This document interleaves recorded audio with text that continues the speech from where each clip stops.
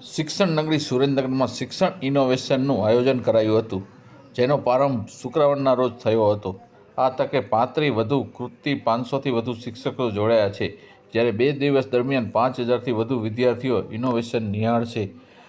GCERT Gandhinagar પ્રેરિત અને જિલ્લા શિક્ષણ અને તાલીમ ભવન સુરેન્દ્રનગર દ્વારા આયોજિત જિલ્લા કક્ષાનો 11મો એજ્યુકેશન ઇનોવેશન ફેસ્ટિવલ 2026 શ્રી દાદા ભગવાન ત્રિમંદિર સ્થળે તારીખ 30 અને 31 જાન્યુઆરી 2 દિવસનું આયોજન કરાયું છે, જેમાં 35 ઇનોવેશન કૃતિઓ થઈ હતી. આ કાર્યક્રમનું ઉદ્ઘાટન જિલ્લા પોલીસ વડા પ્રેમસુખ ડેલુ સાહેબ દ્વારા થયું હતું. 2 દિવસ દરમિયાન 500 કરતાં વધુ શિક્ષકોએ 5000 વિદ્યાર્થી ઇનોવેશન ફેસ્ટિવલની મુલાકાત કરનાર છે.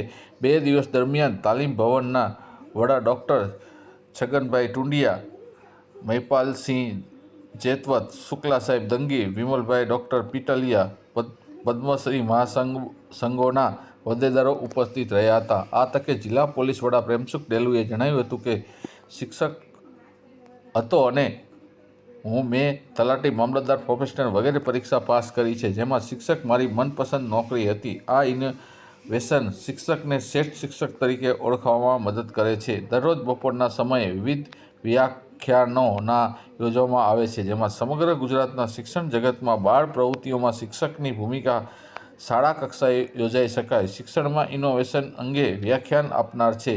ડાયટ દ્વારા નિર્માણ કરવામાં આવેલી એજ્યુકેશન ઇનોવેશન ફેસ્ટિવલ 2026ની પુસ્તિકા એકાદશ સર્જનમ તથા આર્ટિફિશિયલ ઇન્ટેલિજન્સનો શિક્ષણમાં ઉપયોગ મોડ્યુલનું વિમોચન પણ કરાયું હતું. તાલીમ ભવન ખાતે અભિયાનના સહાયકોનું પ્રમાણપત્ર આપી સન્માન તથા એજ્યુકેશન ઇનોવેશનના ફેસ્ટિવલમાં ભાગ લેનાર શિક્ષકનું પણ સન્માન કરાયું હતું.